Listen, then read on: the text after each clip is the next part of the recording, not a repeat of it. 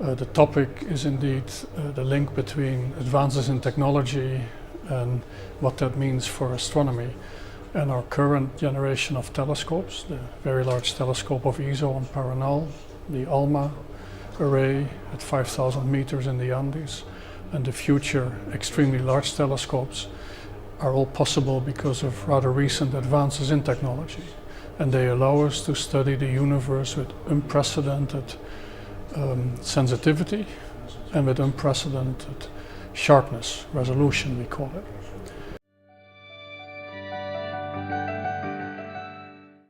I would mention 3 or 4. The very first image of an exoplanet was taken in 2004 by one of the telescopes of the Very Large Telescope on Paranal. This was still a pretty gassy planet around a fairly faint star, but there is an image. Many discoveries were made early on of exoplanets with a technique called the radio velocity technique. And then more recently, of course, we've had the very fascinating studies by ALMA of forming stars and forming planets around them. And very recently, with the optical telescopes again, the discovery of Proxima b and the TRAPPIST planets, for example. And in addition, the Very Large Telescope has brought enormous advances in our understanding of the galactic center black hole, this monstrous black hole in the middle of our Milky Way, and also of the deep universe, how everything happened, how galaxies formed, and how the universe is put together.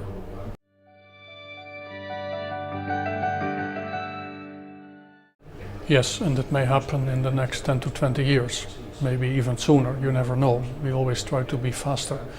But the technology that we now have, and this is also a topic in my lecture this evening, is that in the past 20 years we've transformed what was philosophy and perhaps science fiction. Could there be life elsewhere in the universe? Are there other worlds?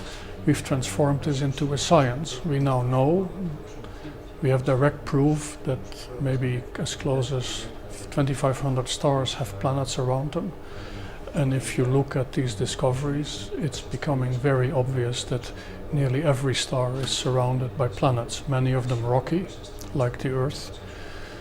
We have various explicit examples very recently.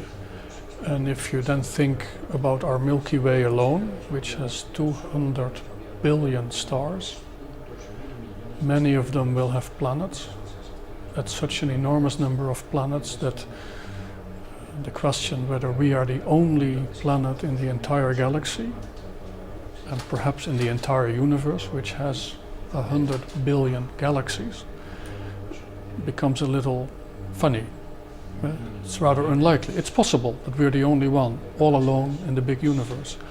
But it is actually more likely, as we've seen in the past, the Earth was not the center of the universe. We go around the Sun goes around the Milky Way center. The Milky Way is one of 100 billion Milky Ways, but that we're not very special. I mean, it's tough to take it, the ego must accept it, but it's very likely that there is life, and we're making a science out of it.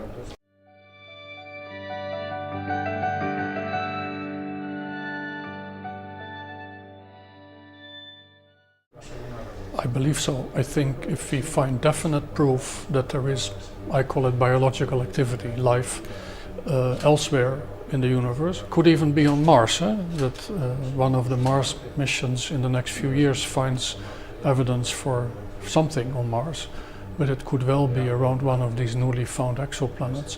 If we find evidence, not necessarily for intelligent life as we know it, with which one could in principle communicate, but if we find evidence for forests on another planet, then it's clear there is a lot of it in the universe, and that would be totally transforming our view of ourselves.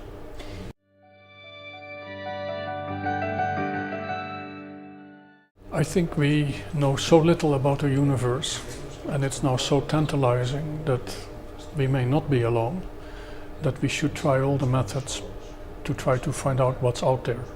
And that includes listening to radio signals, trying to find artificial ones, but it also includes all the active work we do with the telescopes to try to find planets, try to characterize, as we call it, their atmospheres. Do they have an atmosphere? Is there in an atmosphere around another planet, around another world, around another star, I should say? If there is evidence for ozone or methane, our biology suggests that that can only be there. The most likely explanation for that kind of molecule in an atmosphere is that there is biological activity. So I think it's great. And the new telescope of ESO, the extremely large telescope with its 39-meter diameter main mirror, may well find evidence for molecules in the atmospheres of exoplanets that betray the evidence of life. And I think it would be highly ironic if a telescope that is located in one of the most lifeless parts of our world, our own world, the Atacama Desert, would find evidence for life somewhere else in the universe. It will be fun.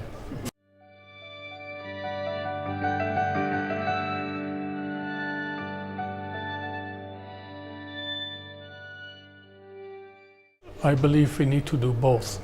There are certainly things that in the past we could only do by sending someone there and pushing a button, so to speak.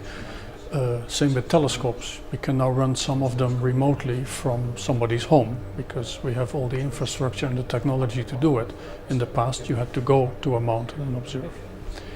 And same with traveling or sending probes to planets in the solar system.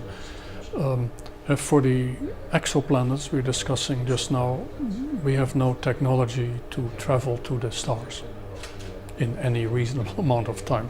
In our solar system, we can contemplate sending humans to the moon, obviously. It's been done, we should do it again. To Mars, very difficult, but not impossible. And I think it's part of our society's drive that we always try to discover more about the world we live in, basically, or the universe we live in. And I think part of that will have to come by pushing also manned space missions. So I'm all for missions to Mars, but it's hard.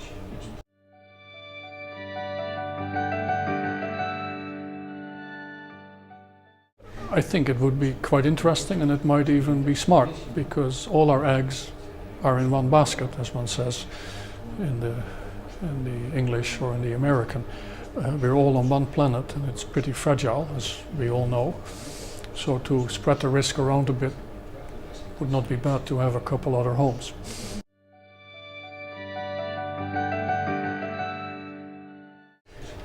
Spain has developed extremely strongly over the past decades in astronomy. It's host to the best site for telescopes in the in Europe, the La Palma site. It's the best site in Europe. One could argue whether the Canary Islands are sort of geographically really with Africa or with Europe, but we know they're part of Europe, part of Spain. And the Institute Astrofísica de Canarias has built a fantastic set of telescopes there. The Gran Telescopio Canarias is the largest fully steerable optical telescope in the world, and all of that has been done by Spain itself.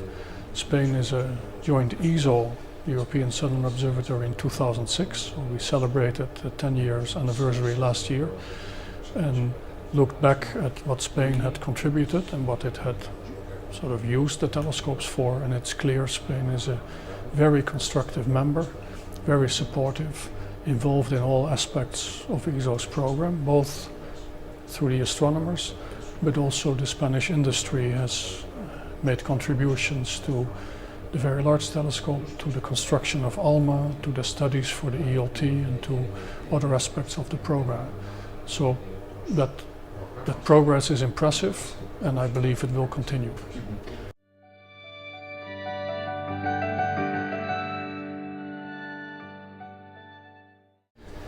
The answer is a resounding yes.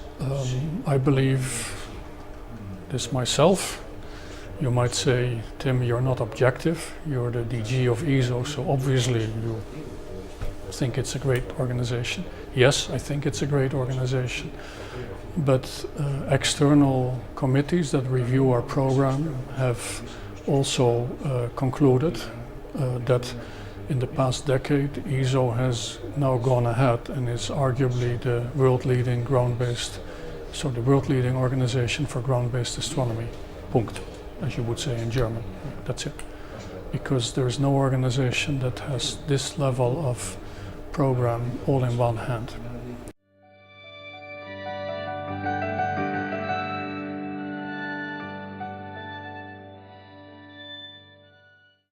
I think a society that stops supporting research will stagnate. Everyone uses the social media and the latest mobile phones. They don't come just out of the heavens. It requires engineers and scientists to invent the technologies that then make it possible that the mobile phone that you have is a machine like this, which is incredibly powerful computer, a camera, everything else. So we need to continue to invest in fundamental research. Part of it can be short term. It's called innovation. Do something, give me something new tomorrow. But most of the most important advances have actually come from unexpected corners, including from astronomy. To be able to filter the radio signals that come from the universe.